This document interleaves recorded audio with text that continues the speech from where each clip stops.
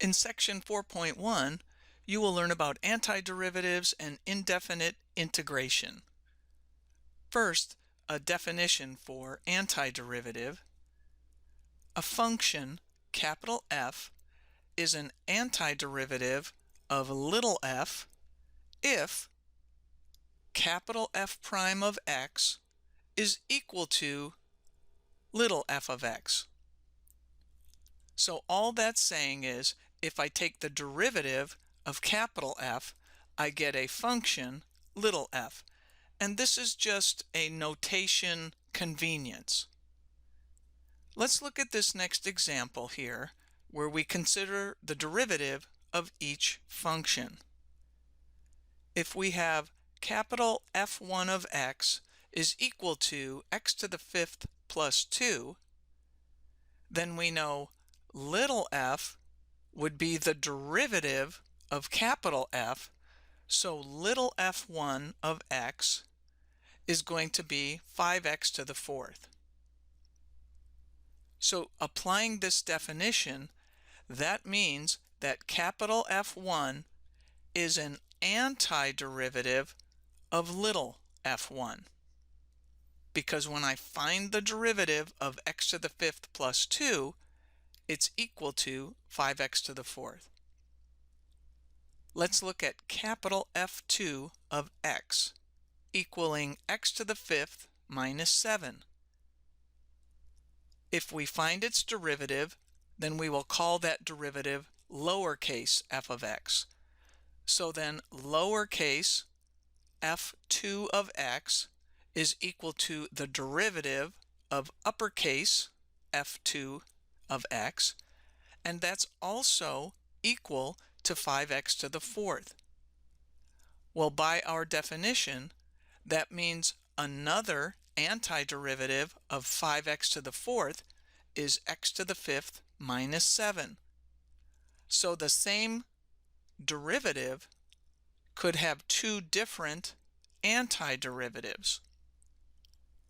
And we could go on and on with this. If we look at one more example, capital F3 of x is equal to x to the fifth plus pi, then its derivative would be little f3 of x is also 5x to the fourth.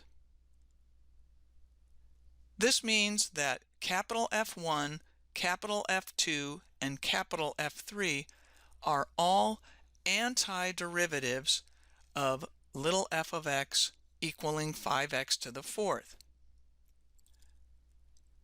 Now notice that they only differ from each other by a constant.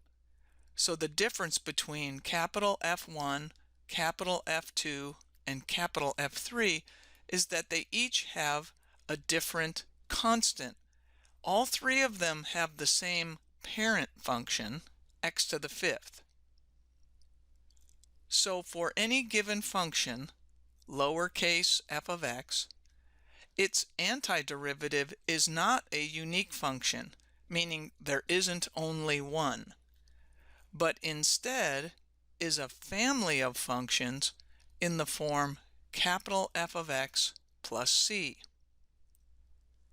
Now that's very different than derivatives. Derivatives are unique. In other words, capital F1 of x only has one derivative, 5x to the fourth. Capital F2 only has one derivative, 5x to the fourth. And capital F3 of x only has one derivative, 5x to the fourth. However, 5x to the fourth, in this example, has three different antiderivatives. And in reality, 5x to the fourth will have infinitely many antiderivatives. It's just that those antiderivatives will all have the same parent function, and they will only differ by their constants.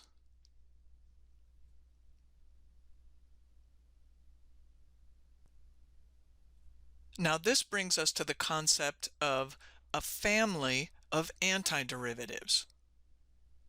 If capital F is an antiderivative of little f, then all the antiderivatives of little f will have the form capital F of x plus c, meaning they will have the same parent function, and in the example we just did, that parent function was x to the fifth, and all of the family of functions will only differ by a constant. So let's think about what that means if we were to look at the graphs of the same parent function with different constants. Remember, adding a constant on the end of a function just makes a vertical translation, a vertical shift, up or down. That constant that gets added, if it's a larger positive constant, then that translation will be higher. If it's a negative constant, that translation will move down by however many units was in the constant. But you can see that all of these have the same parent function, so they all have the same shape. They're just shifted vertically up and down based on their constants.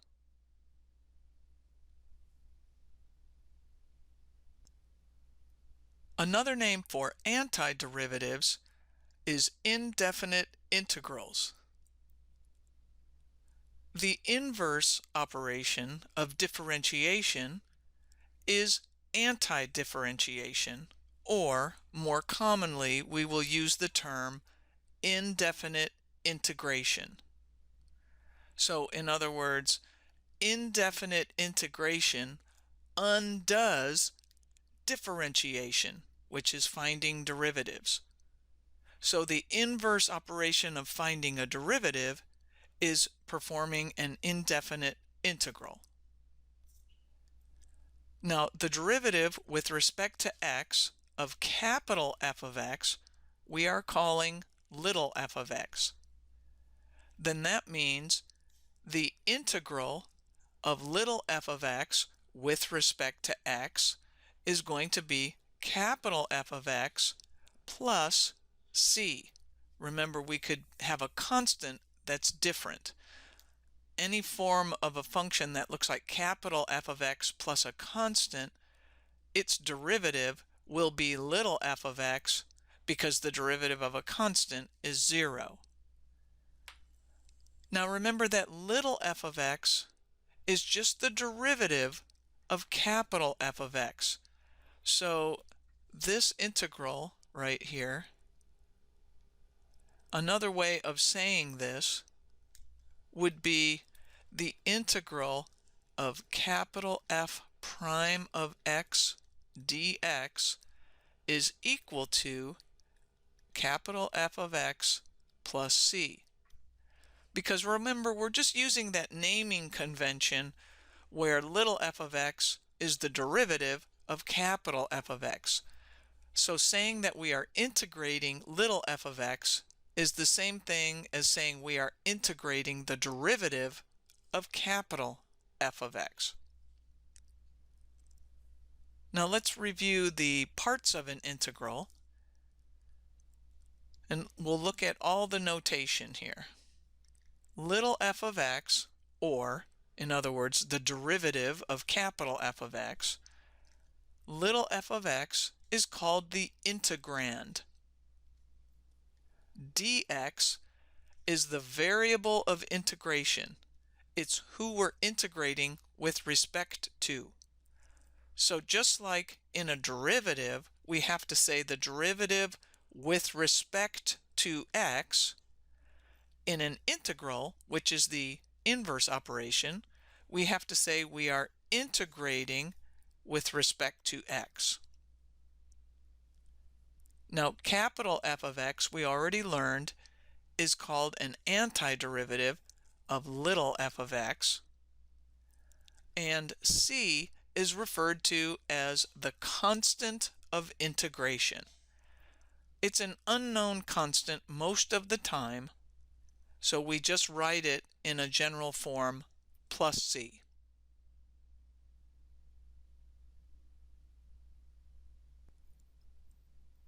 Next up, we are going to explore the derivative of an integral.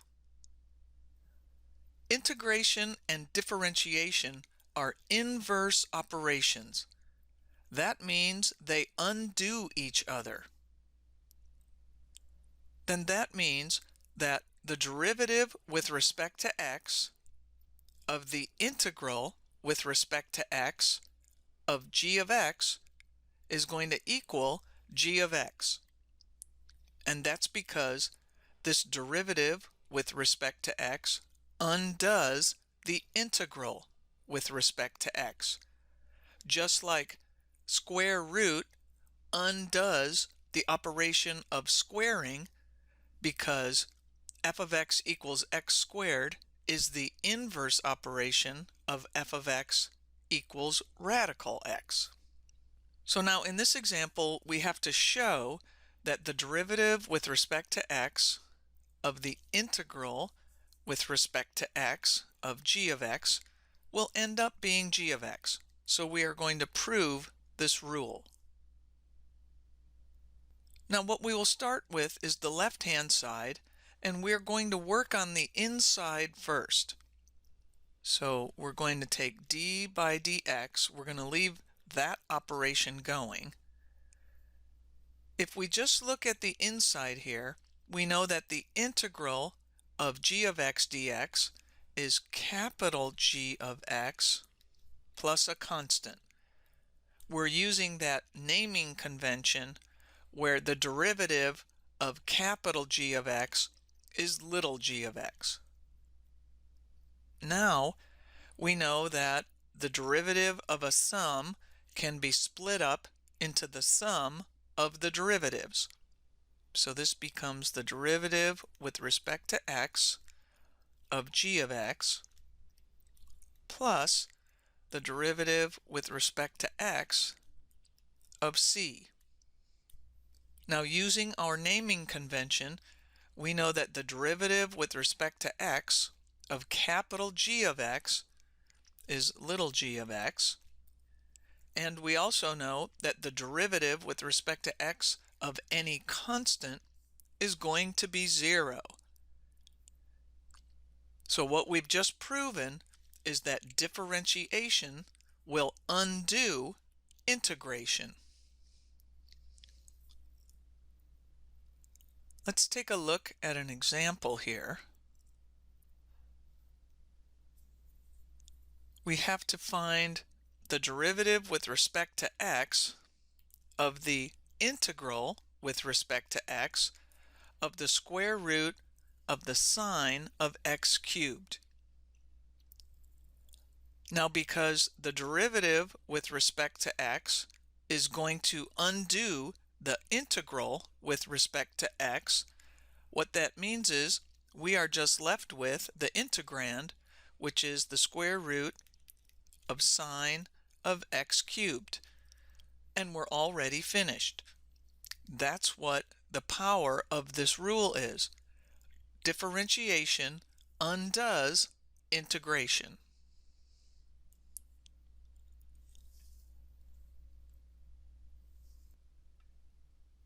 Next, we explore some basic rules for indefinite integrals. First up is the power rule. The integral of x to the p dx is going to equal x to the p plus 1 divided by p plus 1 plus a constant, where the exponent p is a real number that does not equal -1. And of course c is a constant. So you can relate this to the power rule for derivatives. We know that the derivative with respect to x of x to the n is just n times x to the n minus 1. And since integration and differentiation are inverse operations, we have to do all the inverses. So instead of subtracting 1 from the exponent, we're going to add 1 to the exponent. And instead of multiplying by the previous exponent, we are going to divide by the new exponent. it's a way you can help remember how it works.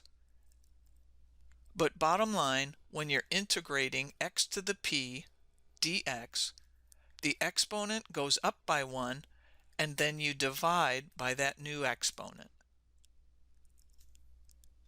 There's a constant multiple rule where the integral of c times f of x dx, any constant can be pulled out in front of the integral, and so that can be rewritten as c, that constant, times the integral of f of x dx.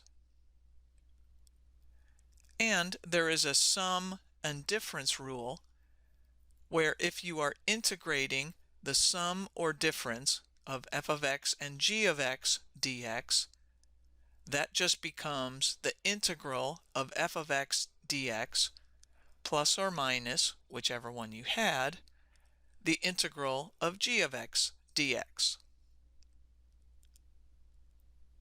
So let's try some examples and see how this works.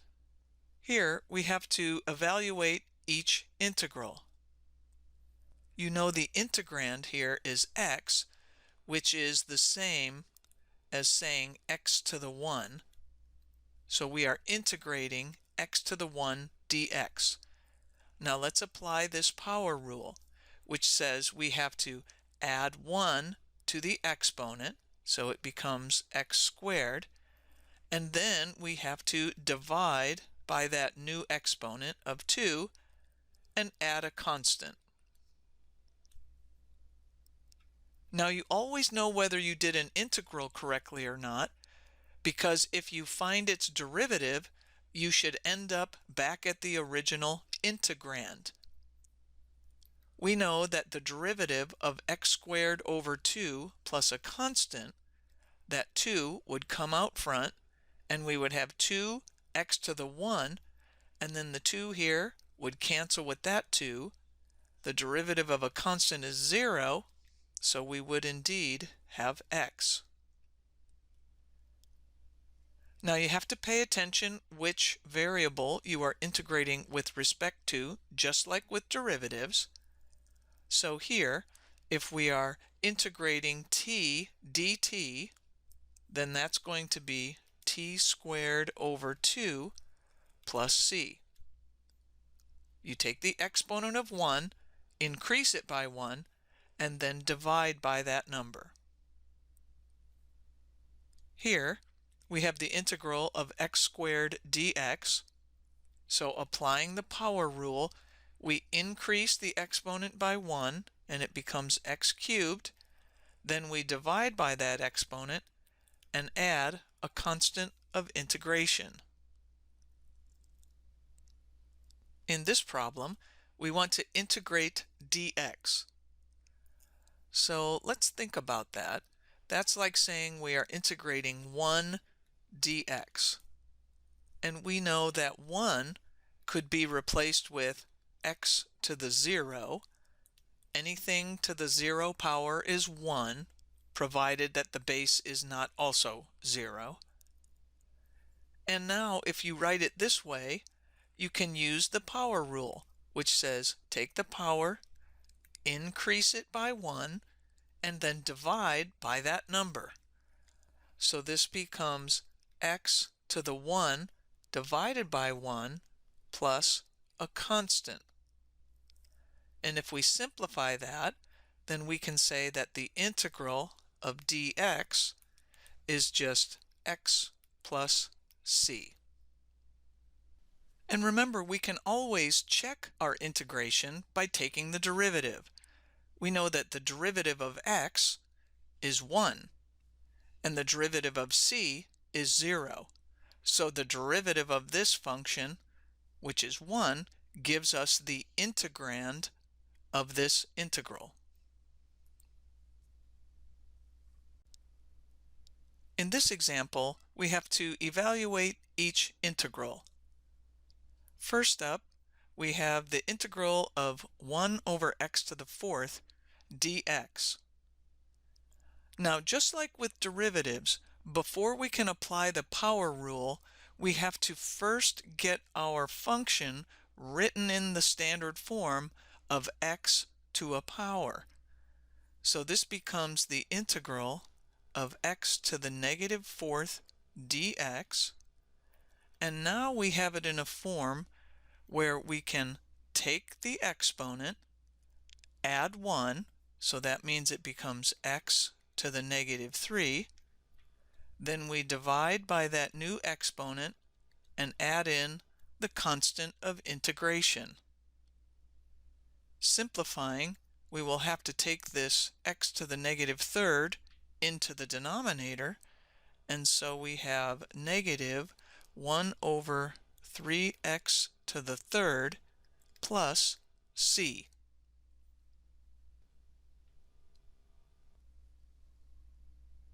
Next up, we have the integral of the square root of s ds. In order to use the power rule, we first have to rewrite this as the integral of s to the 1/2 ds. Now we can apply the power rule, and we have to add 1 to 1/2, so this becomes s to the 3/2 over 3/2 plus a constant.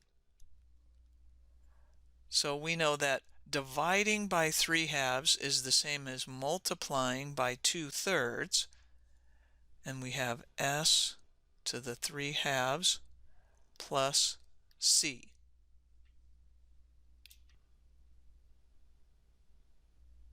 Here we have the integral of 3 theta to the 5th d theta. Now remember the constant multiplier rule. That constant of 3 can be taken out in front of the integral, so this becomes 3 times the integral of theta to the 5th d theta, which means we will have 3 times. We apply the power rule to this integral, and we would get theta to the 6th over 6 plus a constant. Now we don't have to multiply the constant times 3, because 3 times a constant just gives us another constant. So in all this integration, we will just tack on the plus c at the end. Now simplifying this expression, we will get 1/2 theta to the 6th plus c.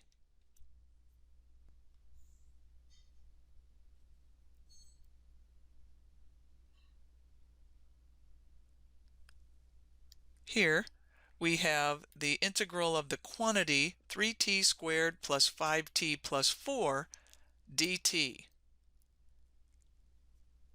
Now we had a property that the integral of a sum becomes the sum of the integrals, so we can turn this into the integral of 3t squared dt plus the integral of 5t dt plus the integral of 4 dt.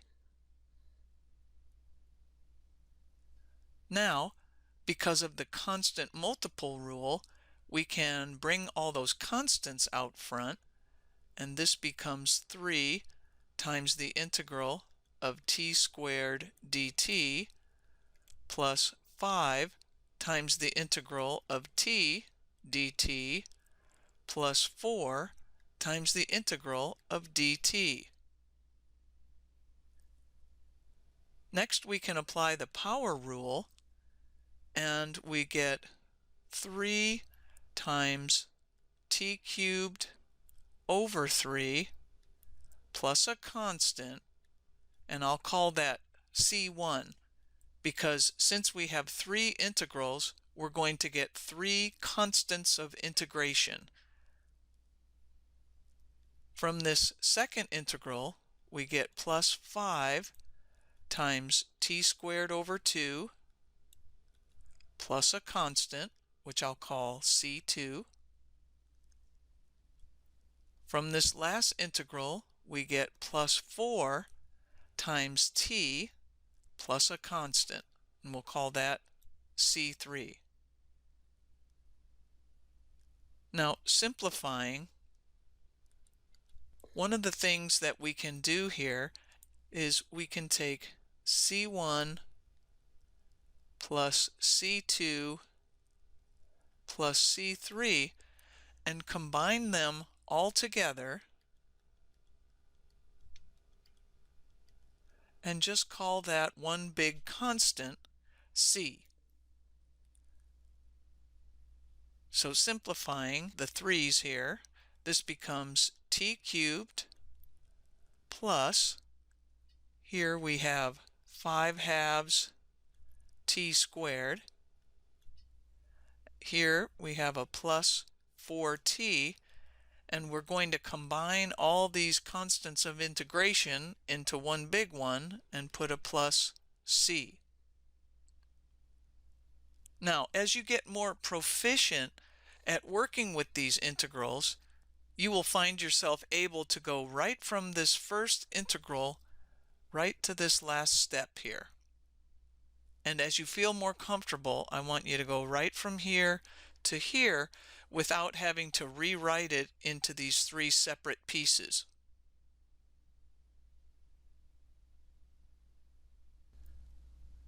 Here, we have to integrate the quantity x minus 1 over radical x dx. In its current form, we don't have any rules that would allow us to integrate. So what we will do is integrate the quantity of x over radical x minus 1 over radical x dx. So all we did was use the property that a minus b over c is equal to a over c minus b over c. Now we can rewrite this as the integral of the quantity. Now for this first term, we have x to the 1 over x to the half, and we subtract the exponents. 1 minus a half is a half, so this is x to the 1/2 minus this second term here is x to the negative 1/2. And that whole thing is being integrated with respect to x. Now we can use the power rule, and we know that x to the 1/2 means we're going to add 1 to that 1/2, and we now have x to the 3/2 over 3/2 minus x to the negative half. When we add 1 to negative a half, we have negative a half plus 2 over 2 is equal to 1 over 2. So this becomes x to the 1/2 over 1/2. And then we can tack on one constant of integration at the end. We continue to simplify, and we get 2/3 x to the 3/2 minus 2 x to the 1/2 plus c. Now, one thing you are going to need to be able to do is to factor the quantities that look like this. So first order of business is to get the common denominator for the coefficients, which this has a denominator of 3, this has a denominator of 1, so our common denominator is 3. This first term then, the 3 is already in the denominator, so it becomes 2 x to the 3/2 minus this term we have to multiply by 3 over 3, so this becomes 6x to the half, and then we can keep that plus c on the end. Now we can factor this numerator, and we can take out 2x to the 1/2, and we would have left x minus 3. We put that over our denominator of 3, and then we still have the plus c. And now we've got this in factored form. We can leave our result in this form.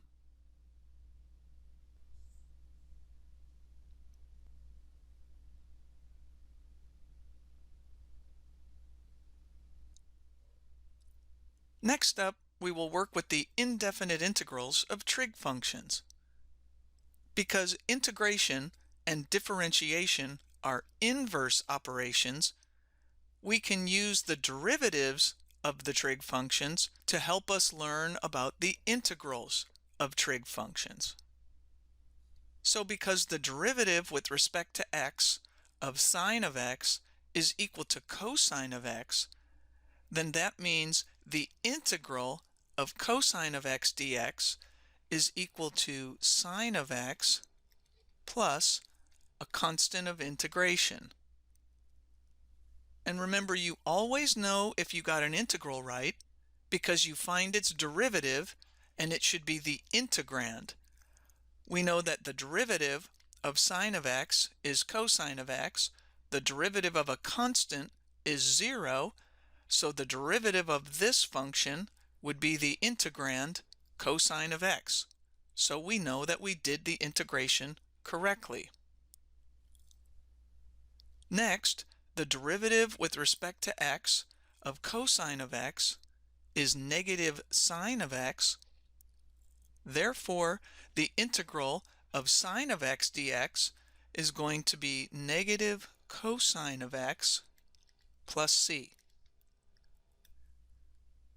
And once again, you can check by finding the derivative. The derivative of cosine of x is negative sine of x, so the opposite of negative sine of x is going to be sine of x. Because the derivative with respect to x of tangent x is secant squared of x, then that means the integral of secant squared of x dx is going to be tangent of x plus c. Because the derivative with respect to x of cotangent of x is negative cosecant squared of x, then that means the integral of cosecant squared x dx is going to be negative cotangent x plus c. Because the derivative with respect to x of secant of x is secant x tangent x, then that means when we integrate secant x tangent x dx, we get secant of x plus c. And finally, the derivative with respect to x of cosecant x is negative cosecant x cotangent x. Therefore, the integral of cosecant x cotangent x dx is equal to negative cosecant of x plus c. And something important to note here is, for example, we don't know how to integrate secant of x dx. We only at this point know how to integrate secant squared of x dx. And that's because we can only integrate the derivatives that we know. So because the derivative of tangent of x is secant squared x, that means we will know how to integrate secant squared of x in order to get tangent of x. Now let's explore working some example problems with the trig functions. In this example, we have to evaluate each integral. First up, we have the integral of the quantity 5 minus 3 sine theta d theta. And that d theta is important because it tells us which variable we are integrating with respect to. Now, because we have a difference here, we know that the integral of a difference can be written as the difference of the two integrals. So this becomes the integral of 5 d theta minus the integral of 3 sine theta d theta. So now when we integrate this first one, because we know the variable of integration is theta, that means it's going to become 5 theta. And of course, we would get plus a constant here, but I'm going to write it up here just as a little note and call it C1. Let's bring down this minus sign. We can bring down the constant of 3. And we know that the integral of sine theta d theta is equal to negative cosine theta plus a constant. So I'm going to write that up here just as a little note, because what we will do is take those two constants and roll them into one constant at the end. And that's always okay to do. Now cleaning this up, we get that this is equal to 5 theta plus 3 cosine theta plus c. And this is our result.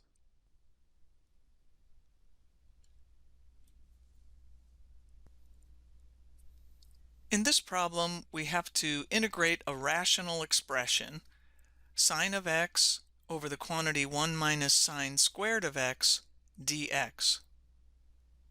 Now looking at our list of the trig function integrals that we know how to do, this doesn't match with any of those. So what we need to do is use a trig substitution to try to rewrite this into a form that we can integrate. Now from our trigonometry class, we remember the Pythagorean identity that said sine squared of x plus cosine squared of x is equal to 1. And now if we solve that for cosine squared of x, we see that we get 1 minus sine squared of x, which is exactly what we have in our denominator.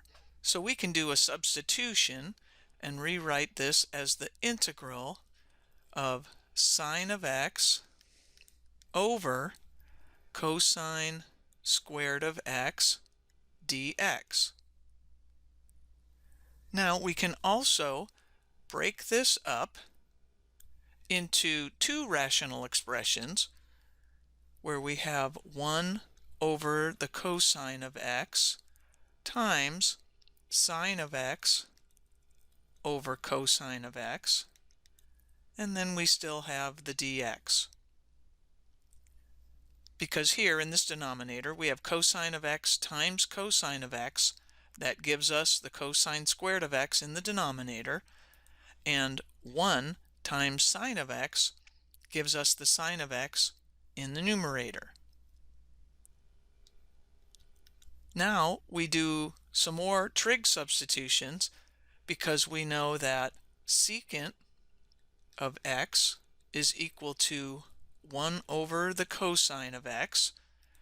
So that means we can replace 1 over cosine of x with secant of x.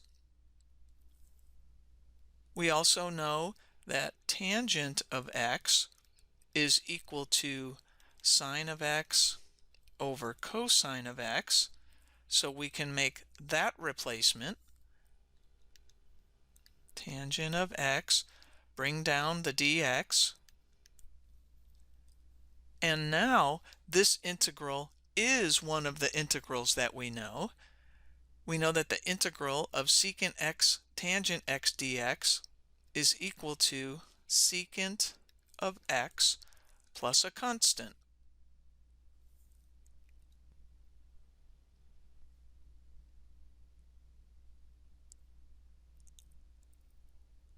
Next up you will learn how to solve a differential equation with initial conditions. In this example, we have to solve the differential equation given f prime of x is equal to 3x to the fourth plus 2x, and that f of 5 is equal to 2,000. Now, when you see these words, solve the differential equation, that tells you that what you are going to need to do is find f of x. Now we are given f prime of x, and we know that the operation we can do to go from a derivative to the function is integration. So f of x is going to equal the integral of f prime of x dx. So that means we will integrate the quantity 3x to the fourth plus 2x dx. Now the integral of 3x to the fourth is going to be 3x to the fifth over 5 plus the integral of 2x is going to be 2 times x squared over 2, and then we have a constant of integration that we have to add. So simplifying, we now know that f of x is equal to 3/5 x to the fifth plus x squared plus c. Now here, when c is unknown,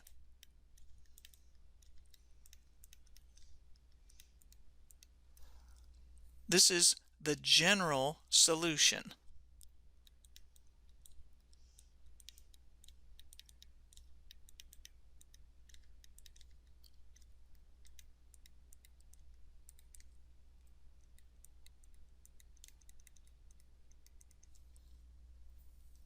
So in other words, f of x is going to be this family of functions where we don't know what the vertical shift is, but the shape of the graph is going to have to be 3/5 x to the fifth plus x squared. Now, a data point, which is what this is, a data point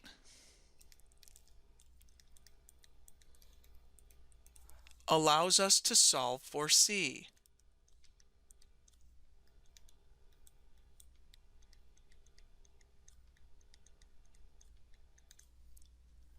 So we are given that f of 5 is equal to 2,000. So remember, here is our f of x, so that means 3/5 times 5 to the fifth plus 5 squared plus c has to equal 2,000. Now if I grab my calculator and input these two, we'll find out we have 1900 plus c is equal to 2,000. Subtracting 1900 from both sides, we get that c is equal to 100. So what that means now is we actually know exactly who f of x is.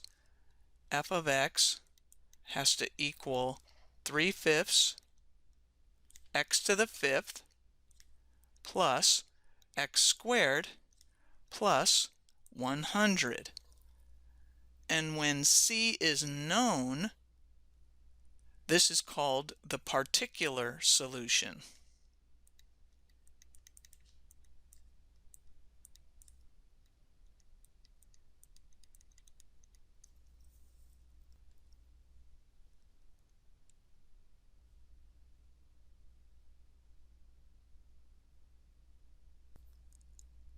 In this example, we have to solve the differential equation given that f double prime of x is equal to 1 plus cosine of x, and then we are given two initial conditions, that f prime of 0 is 4 and f of 0 is equal to -5. These are called initial conditions because they take place when x is equal to 0. So starting from f double prime, that means we can integrate and get f prime. So f prime of x is going to equal the integral of f double prime of x dx.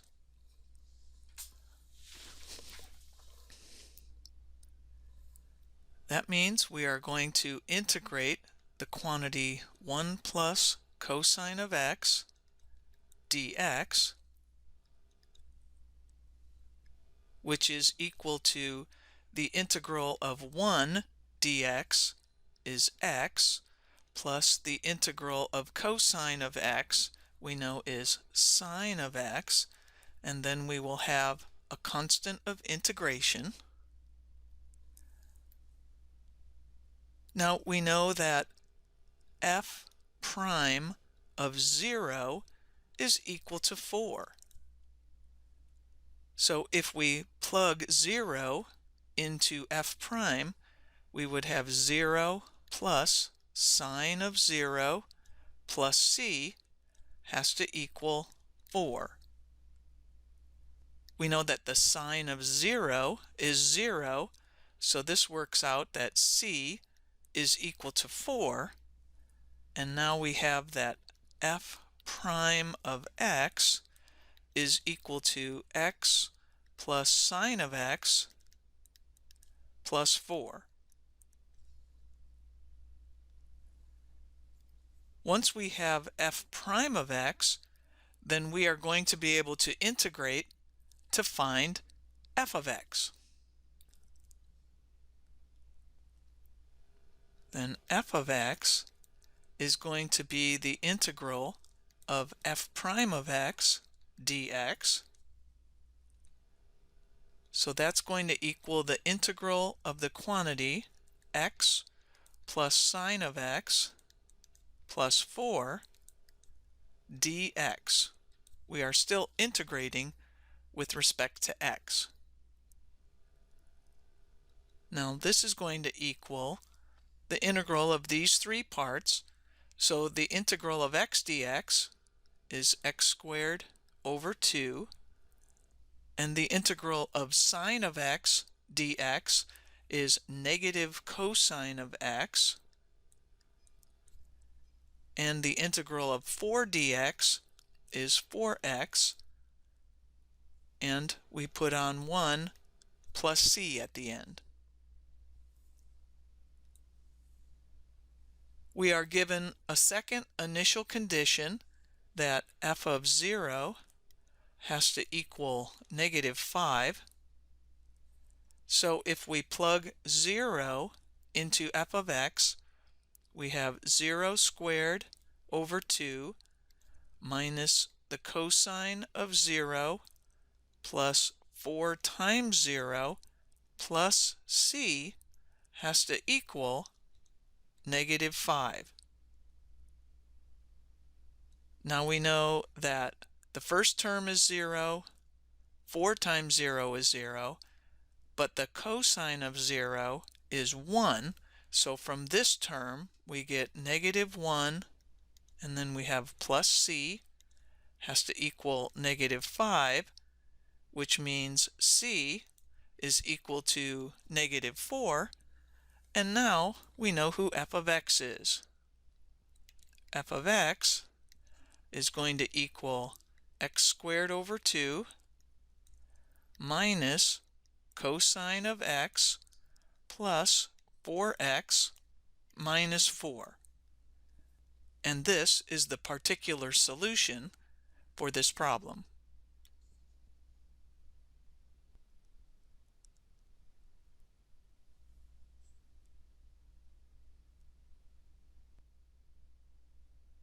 Next, we return to particle motion now that we have strategies that can involve integration. because acceleration is the derivative of velocity, then that implies that velocity is going to be the integration of acceleration. And likewise, since velocity is the derivative of position, then that means position is going to be the integral of velocity. Let's take a look at this example where an object is shot upward with an initial velocity of 64 feet per second from an initial height of 80 feet. Use a of t equal to negative 32 feet per second squared. So if we take stock of what we're given, we have an initial velocity of 64 feet, so that tells us that v at time 0 is equal to 64. That's one of our initial conditions. We also know we have an initial height of 80 feet, so that means s of 0 is equal to 80. And then we are given that the acceleration is negative 32. Now from our equations up here, we see that once we have acceleration, we can integrate it to get to the velocity. So here, where we are being asked to find the velocity function, v of t, and position function, s of t, then we can use the fact that v of t is going to equal the integral of a of t dt. So that means we are going to integrate negative 32 dt. Notice I had to put parentheses around the negative 32 here. Now this integral, we are integrating with respect to the t variable, so the integral of negative 32 dt is negative 32 t plus a constant. Now we are given an initial condition that v of 0 is equal to 64. So we can plug in 0 to the velocity equation. Negative 32 times 0 plus c has to equal 64, which tells us that c is equal to 64. And now we have the velocity equation because we can plug 64 in for c, and we know that v of t is equal to negative 32t plus 64.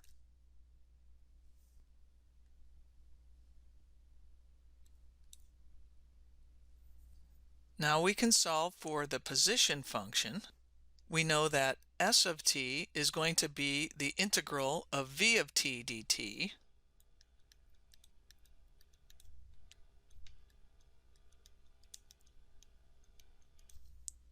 And we can plug the velocity equation into the integral. So we're integrating negative 32t plus 64 with respect to t. So we have to put that dt on the end. Now this is going to equal negative 32 times t squared over 2 plus the integral of 64 dt would be 64t, and then we have to tack on a plus c. So simplifying, we get negative 16t squared plus 64t plus c. Once again, we have an initial condition that we were given, that s of 0 has to equal 80. So plugging 0 in to s of t, we have negative 16 times 0 squared plus 64 times 0 plus c has to equal 80. So we have c is equal to 80. And now we can write the position function. S of t is going to equal negative 16 t squared plus 64t plus 80.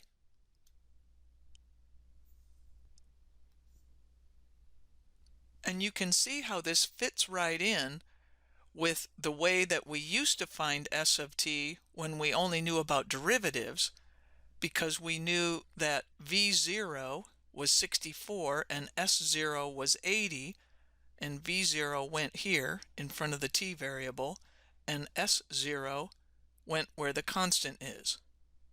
And now you can begin to see the relationships, how integration gives us the same answers as we were able to get when we used differentiation. It's another way to approach the problem.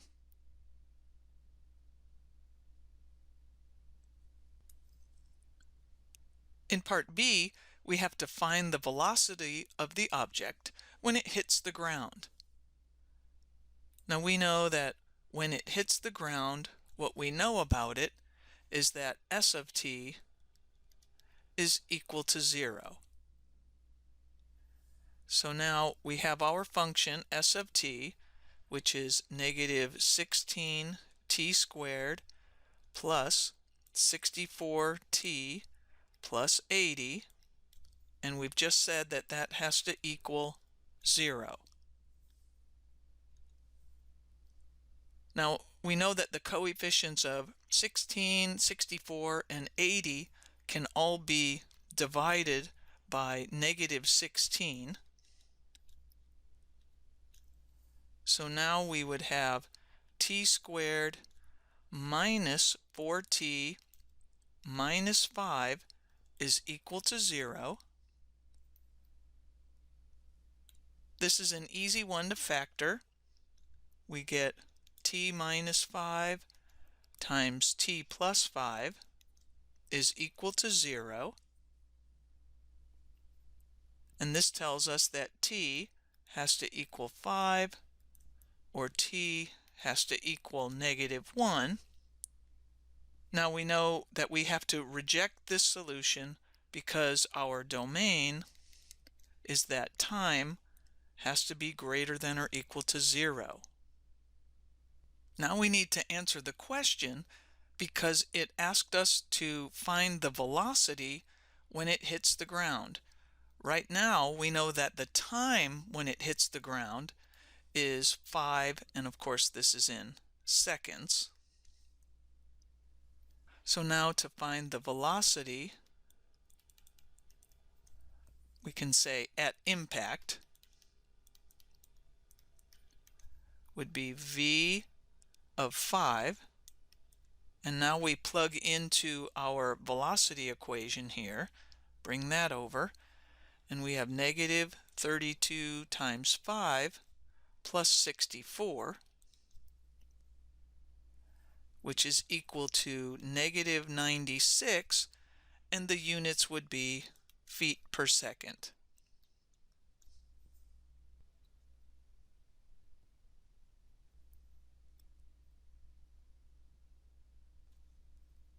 Now in part C, it asks us to find the maximum height that the object reaches.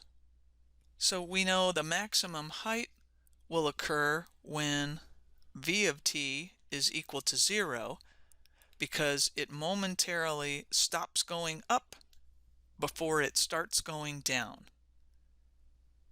So v of t is negative 32t plus 64, and that has to equal 0. Well, this one's pretty easy to solve and see that t is going to equal 2 seconds. Now to find the maximum height, we plug into S.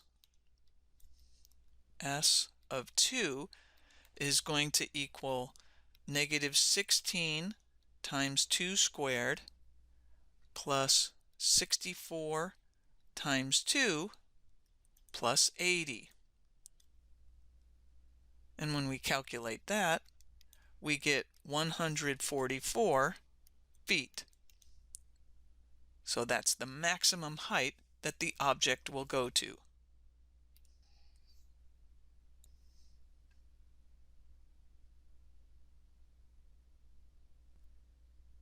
Now you will learn to solve an application problem involving growth rate. In this example, the number of bacteria in a culture grows at a rate of dB dt is equal to 1 over radical t plus 1. So what we know right now is that b prime of t is equal to t to the negative 1/2 plus 1. Once we know b prime of t, that means we can find b of t by integrating b prime of t dt. Well, that's going to be the integral of t to the negative 1/2 plus 1 dt. And this will equal, remember with the exponent, we have to add 1 when we integrate. So negative 1/2 plus 1 means it will be t to the positive 1/2 over 1/2 plus the integral of 1 dt is equal to t, and then we add on a constant of integration. So now this is equal to 2 square root of t plus c. This is the general equation for b of t. Now we look to the problem and we are told to suppose the initial number of bacteria was 75. So we are given that b of 0 is equal to 75. So we can plug 0 into our equation for b of t and say 2 times the square root of 0 plus 0 plus c has to equal 75. This, of course, tells us c equals 75. And now we know that b of t is equal to 2 radical t plus 75. Finally, it asks us to find the number of bacteria after 9 days.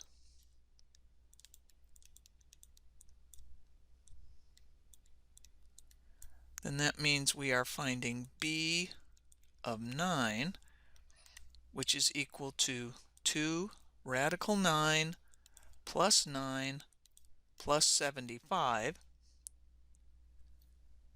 So this 2 radical 9 is 6, plus 9 is 15, plus 75 is equal to 90 bacteria.